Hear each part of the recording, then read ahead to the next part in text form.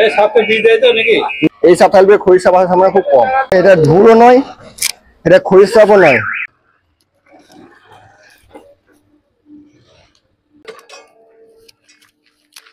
তো একটা সাপ রেস্কিউ করতে করতে আরেকটা সাপের কল চলে এসছে। তো আমরা লোকেশনের কাছাকাছি ছিলাম, তাই সঙ্গে সঙ্গে ঢুকে পড়েছি আমরা। তো আপাতত এসেছি আমরা পার হাউস DRI মিল।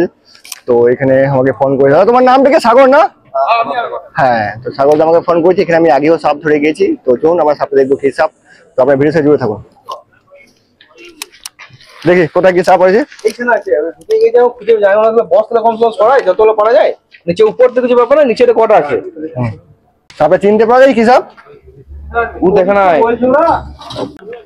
কে দেখলো সাপটা? সাপটা কে দেখছো? এখানে ঢুকেছে তো, দেখে নিয়েছি আছে কিনা। দাদা দেখিনি একবার, কিছুক্ষণ আগে, এই 15 আধ ঘন্টা হলো ম্যাক্সিমাম।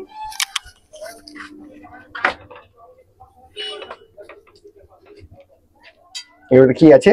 এগুলো গরু খাবার বসি আছে।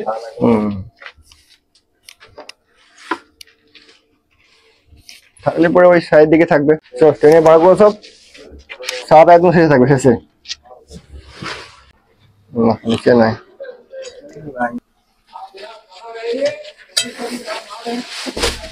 হ্যাঁ হ্যাঁ হ্যাঁ, রয়েছে খড়ির সাপ রয়েছে।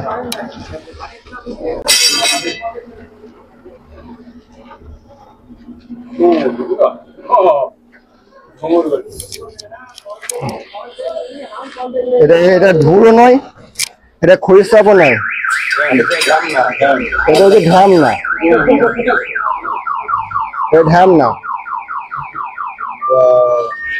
ঢ্যামনা সাপের বাচ্চা।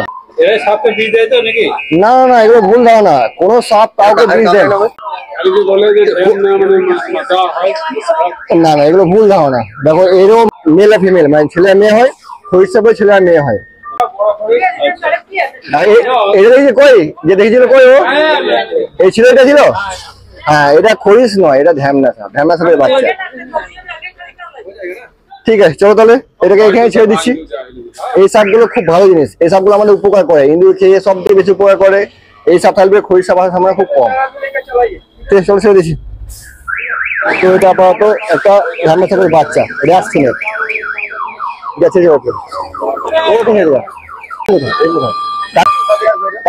যা যা ঢ্যামনা।